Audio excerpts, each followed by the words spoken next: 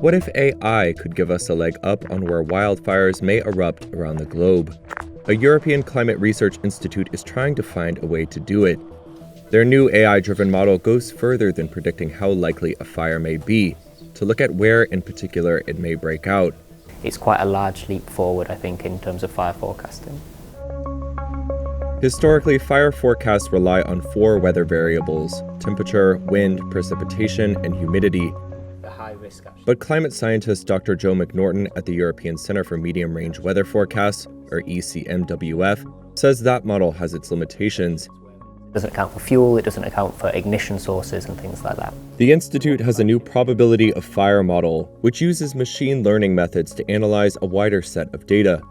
It incorporates fuel and sources of fire ignition into the analysis for more precise predictions of where fires might start. So I think the machine learning really helps with getting the more precision on the location of where a fire might occur.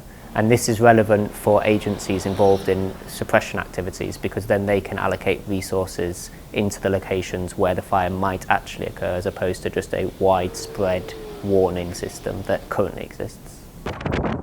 Devastating wildfires in Los Angeles in January killed 28 people and damaged or destroyed nearly 16,000 structures.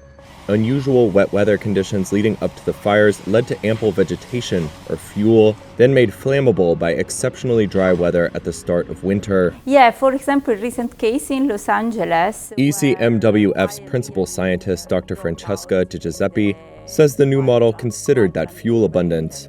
Our prediction in this case was much more precise and pinpointed the exact location when very close to Los Angeles where fire really occurred. Last year, wildfires forced the displacement of 800,000 people, the highest since records began in 2008.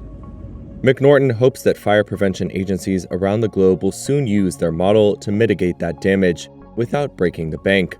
So the purpose here is to try and produce a cost-effective piece of machinery that people can take away and use. So it's very expensive maybe to train, but once we've trained the model here using our high processing computing power, other centres can then take it and run it very cheaply, and they can run it on their local laptops, for example, with very little cost.